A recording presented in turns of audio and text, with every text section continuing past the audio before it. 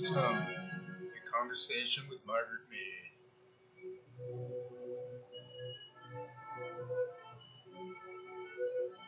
In Tokyo, Shemp.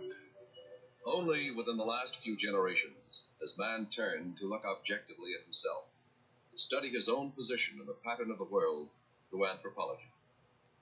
Margaret Mead, internationally known anthropologist of the American Museum of Natural History, has come to this tower room at the museum year after year to analyze and interpret the knowledge she has gained from living among the primitive peoples of the world.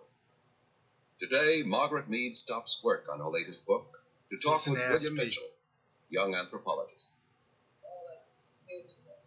And now we're all in one boat. As I've been telling my friends about this impending trip of mine to the South Seas, I keep getting this stereotype of the happy savage. You know, the carefree people dancing the hula all day on a tropical island with swaying palm trees and breezes and all.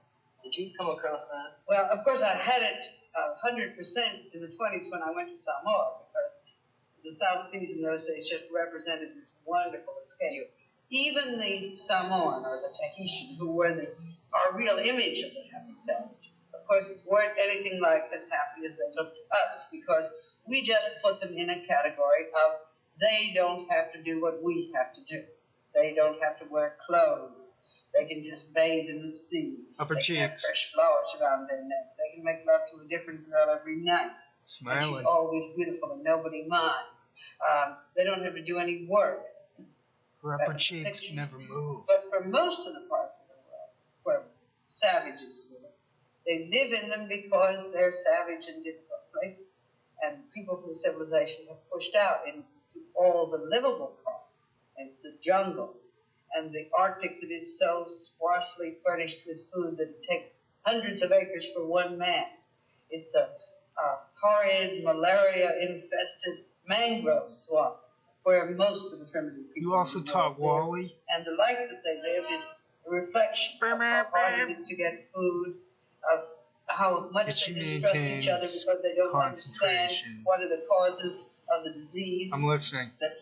And the poverty and the things that overtake them on and on, so that this whole image of happy primitive man is one that we've cooked up out of our heads. She's on the whole. Now, at the pajamas. same time, of course, there are many people who are much happier than others. Samoans were happier on the whole, better fed, gayer than any of the peoples that I know in New Guinea. And even in New Guinea, you'd find fairly trusting, warm, take out the hair people curlers on one mountaintop, and you'd go 10 miles away and find a very suspicious, cannibalistic, savage sort of people. Differences of this sort, differences in what we sometimes call the ethos, the emotional tone of a society, can grow up very easily with these small groups. Look at racist art behind her, I bet. 600 people. Cancel Margaret Mead. Look at the leading people in it. And say, all right, suppose we kill 5 of them. What? And leave the other 5 alive. I should have listened. A war, and a headhunting raid, or an epidemic. How would they tip the culture in another direction?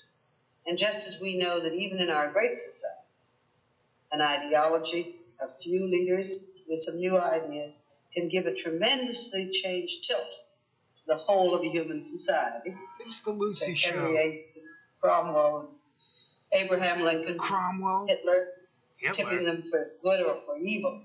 You can imagine what can happen when you've only got has no problem with that. 500 people or 1,000 people. So the death of one person instead of another makes all the difference.